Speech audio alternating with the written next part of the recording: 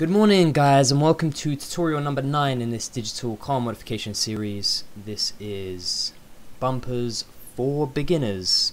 So in this tutorial we're going to learn how to fit a front bumper to a car, but because it's for beginners it's going to be literally a bumper that's in the same angle of the car that we're putting it on, which is from the same car itself, so you don't have to worry about fitment around the lights because it's designed for that car. So it's basically just a simple guide how to fit a front bumper full stop. I'm going to make tutorials on intermediate and advanced bumper fitting, and which will range from fitting bumpers that don't belong to the car that you're working on to fitting some totally crazy thing that you would never think would fit on your car, but using the tools within Photoshop will do, and that'll be the advanced one. So with this one, like I said, it's going to be a very basic tutorial guys on just how to fit a front bumper. Okay, so here's the image we're going to work on, which is an RX-8. okay, and here is the donor image I've got, which is an RX-8 in the same position with a D1 GT front veil side bumper. Okay, what you're going to want to do guys is you're going to want to press Ctrl C, make a selection of your bumper just using the rectangular marquee tool, press Ctrl C and then Ctrl V, okay, and it comes up like this. And then what you're going to do guys is you're going to actually blank out your background by pressing the eyeball in the layers, okay, and literally it's just a process guys of making a selection as neat as possible around your bumper. Okay, I've already done one, so don't worry, I'm not actually going to do the video like this. So once you've made your selection guys, and obviously your selection is perfect around the contours of the bumper, the closer and perfect you can get it, the best. You're going to go to select inverse and you're going to press delete, okay, and then obviously you're going to have your bumper within the image. Okay, so I'm just going to delete this and just use the one that I've done earlier. And here's the one I've done earlier guys, and as you can see I've done close sort of marking on the bumper itself. There's a bit of red up here, let me just get rid of that. And like I said, the more accurate you are, the better the results are going to be for when you do this. So once you've got your selection of your bumper guys, the tools that we're going to use is basically the free transform tool and the warp tool, and even depending on the difficulty of the fitment, the liquify tool. So anyway, when I do that I'll get to it. So first thing you do guys, once you've got your bumper, hit Ctrl T. Sorry, we need to rename this front bumper so we know what we're working on. Press Ctrl T. You want to scale it roughly to the size that you need, okay, and what you want to do guys, as always, you want to find a point of fitment that you want to work from. Okay, so in this case I'm going to use the light here. You see this shape here? That's what I'm going to use for my point of fitment. So I'm going to try and get the bumper as close as I can to fitting that point, which would be about there. Okay, and then what we're going to do guys is we're going to use the tools within free transform to mold this bumper to what we want. Okay, so as you can see this side needs to go down a bit, so if you put your arrow here, your mouse cursor here, and hold down Control, you'll get this this sort of checkered arrow, and this allows you to stretch and manipulate the bumper itself to the angle that you want to use. And then of course you just move it back up, and then as you can see it's getting closer to the fitment that we need. So it looks like we need the size a bit more, so holding Alt, just squeeze it out a bit, lower it a bit as well. Okay, and then re-look at the point of alignment that you're going to use, and as you can see we're almost there. We just need a bit more toggling around. So what I'm going to do is hold down the Control button and move this down here, move this whole bumper up again. As you can see we need a bit more, so I'm going to try and get this arch positioned so I can work from there. So we're going to move this across, and don't worry about making it perfect guys, because we're going to use the warp tool to actually perfect it, so it's not going to be a big deal. So just don't worry about it too much if it looks a bit strange now. Okay, and all you want to do guys is just literally move around using the warp tools, the Control button, the Alt button, just to sort of just play around with the fitment, get it as perfect as you can. So I mean I'm happy with this at the moment.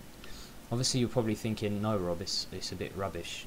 It is but that's the whole point. We're going to be using the other tools to make it better.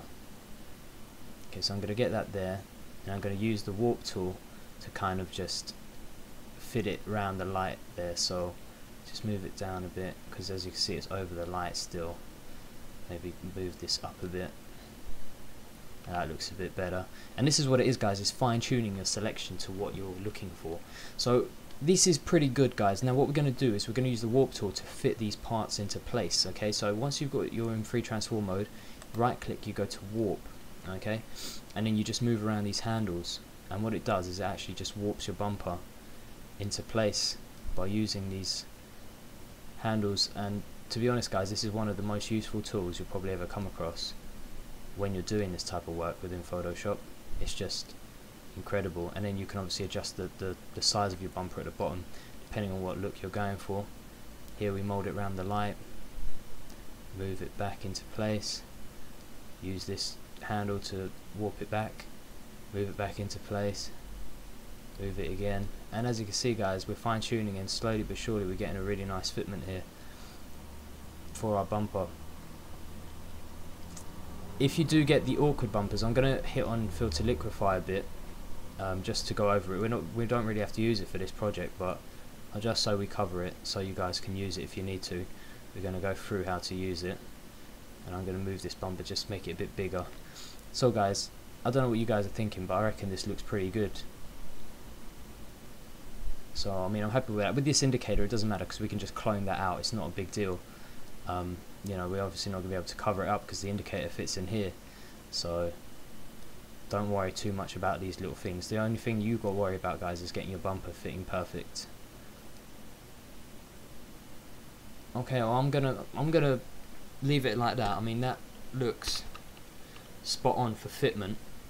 Okay, if you did want to make some extra adjustments using filter liquefy, which is a really good tool to use, you go up to here and go filter liquefy, brings your whole image in, and then what you can do, obviously make sure you've got the layer of the bumper selected, put the brush density down, we'll put it brush pressure half, brush density. This is basically adjusting the brush settings that you're using, and as you can see here, you can push your bumper to cover the points that maybe warping wasn't able to do.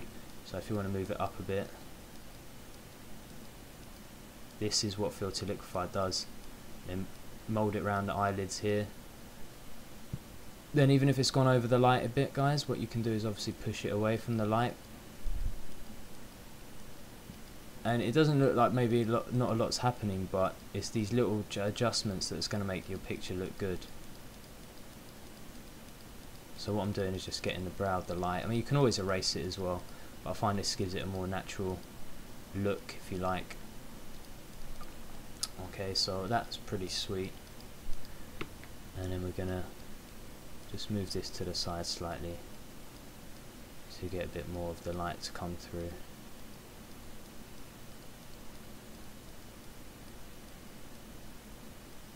And then that's it. And then, I mean, guys, to be honest, that's pretty good, you know. I mean, I can't really fault it in any way. It's quite a good fitment, as you can see, and obviously once you colour match, it will all look good.